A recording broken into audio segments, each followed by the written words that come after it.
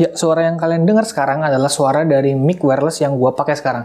Jadi selama video ini berjalan dari awal sampai akhir, kalian akan dengar suara dari mic wireless ini.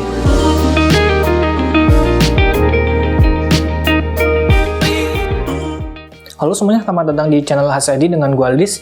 Jadi video kali ini gua akan review mic wireless ini setelah penggunaan selama hampir 1 bulan kurang lebih. Jadi mic wireless ini adalah Relacart Mi Passport Mi One. Gua rasa ini jadi mic wireless budget terbaik untuk saat ini. Jadi gua dulu dapat mic ini tuh di harga Rp1.275.000. Tapi untuk harga sekarang itu udah naik jadi Rp1.875.000. Nah, gua yakin banyak di antara kalian yang masih awam dengan brand Relacart ini. Khususnya untuk Mi Passport Mi One. Kalian pasti familiarnya sama brand-brand kayak Saramonic, terus Rode yang banyak dipakai sama YouTuber atau artis-artis besar kan. Jadi mic wireless itu bukan cuma 2 brand itu aja yang bikin. Relacart ini juga bikin. Salah satunya itu kayak yang gua pakai sekarang. Oke, kita bahas dari yang pertama itu kelengkapannya. Kita dapat kartu garansi dari PT Makro Global Digital selaku distributor resmi di Indonesia. Terus ada buku manual. Lalu ada kabel Type-C yang udah split jadi 2 untuk pengecasan. Lalu kita dapat juga kabel TRS dan TRRS untuk ke kamera dan ke smartphone. Lalu kita juga dapat windshield atau dead cat yang dipasang nantinya di atasnya built-in mic di transmitternya ini. Kelengkapan ini bisa dibilang cukup lengkap ya. Kita dikasih opsi kabel untuk ke kamera dan ke smartphone sekaligus. Nice banget Relacart. Oke, kedua kita bahas dari bodinya. Jadi body mic ini terbuat dari plastik dan feel-nya itu memang plastik banget. Jadi kerasa kurang mewah. Tapi mengingat harganya yang termasuk mic wireless murah, jadi wajar mic ini kerasa plastik banget. Gak cuma itu, mic ini bobotnya enteng banget. Gua nggak punya timbangan sih, tapi kalau lihat dari data yang dicantumin Relacart di webnya, mic ini bobotnya cuma 35 gram aja. Itu untuk per unitnya, jadi buat transmitter sama receiver itu totalnya 70 gram. Terus di masing-masing unitnya ini itu ada layarnya. Layarnya itu pakai layar OLED dan informasi di dalamnya termasuk lengkap banget. Harusnya fitur kayak gini ada di mic wireless di brand-brand yang lebih mahal. Contohnya itu kayak di Saramonic, Blink 500, dan Rode Go. Itu nggak ada layarnya. Oke, kita bahas dari transmitternya dulu. Jadi transmitternya ini ada indikator baterai, terus ada juga indikator sinyal yang terhubung dengan receiver, dan ada juga IF status. Sedangkan di receivernya itu ada indikator baterai, receiver, dan transmitter. Ini bagus banget buat kita bisa pantau status baterai transmitter waktu kita lagi rekaman. Terus ada juga indikator EF status, lalu ada juga indikator sinyal di kanan bawah, dan di kiri bawah itu ada status kita lagi pakai stereo atau mix output. Untuk port dan tombol-tombol, di transmitter ada tombol power, lalu ada built-in mic di atasnya, terus di samping ada port USB Type-C untuk pengecasan, dan ada juga cek 3,5 mm, bisa kalian pakai mic eksternal atau mic lavalier. Lalu untuk di receiver ada tombol power, lalu ada juga tombol yang ada logo DB dan refresh gitu ya. Jadi yang DB ini atau nama lainnya itu volume button, fungsinya itu buat set level receiver audio. Lalu kalau yang ada tombol dengan logo refreshnya itu fungsinya ada beberapa ya. Yang pertama kalau kita tekan tombolnya terus ditahan, itu buat ngubah mode antara stereo dan mix output. Terus yang kedua itu kalau kita tekan sekali aja itu buat ngatur volume transmitter. Lalu di receiver ini ada port USB Type-C untuk pengecasan dan ada juga 2 port jack 3,5 mm. Yang di samping port USB Type-C itu untuk colok kabel TRS atau TRRS yang nantinya dimasukkan ke jack audio di kamera. Lalu untuk port jack 3,5 mm yang satunya itu untuk monitoring suara dari transmitter.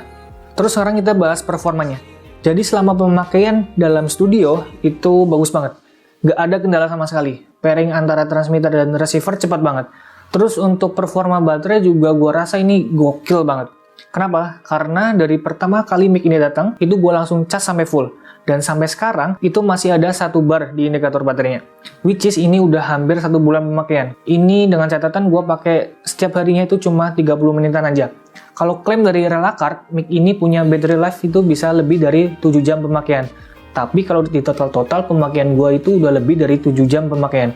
Ini gokil banget untuk performa baterainya. Tapi di sini gue nggak tahu ya untuk kapasitas baterainya berapa, soalnya di webnya pun nggak dikasih tahu.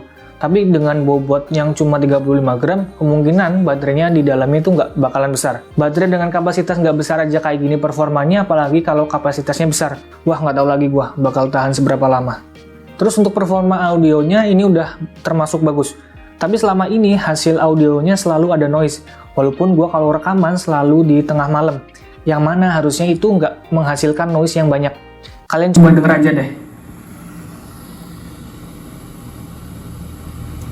Nah, kalian bisa dengar kan? Di sini tuh ada noise-nya nih, selalu ada noise kalau gua nggak ngomong, pasti ada noise-nya.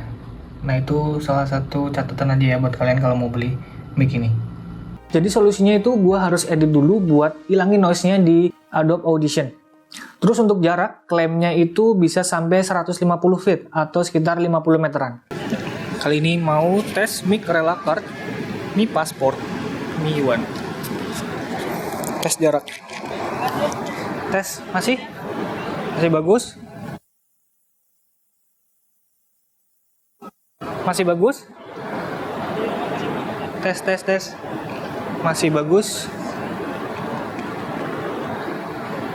tes, halo, tes,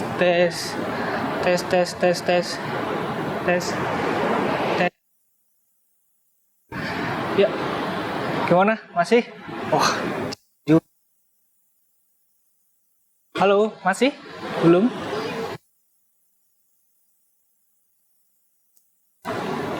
Masih nggak? Oh, masih. Wah, jauh juga. Tes. Masih aman. Masih aman juga. Ini anginnya agak kenceng ya. Masih? Nggak kelihatan tandanya. Oh, aman. Jauh banget.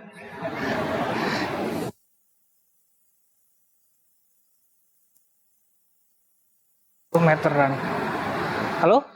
Masih? Wah, gila. Ini udah 50 meter lebih. Masih? Masih aman?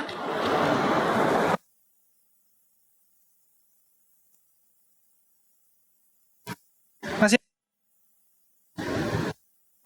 Oh, udah enggak. Banget nih.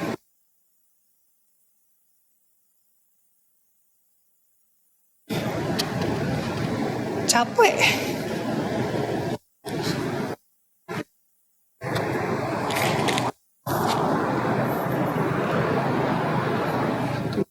Banget sih.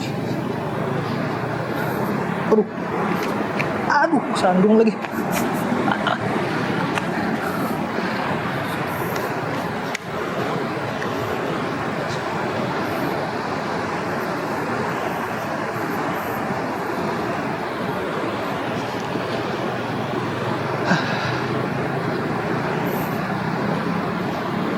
Jauh banget ya.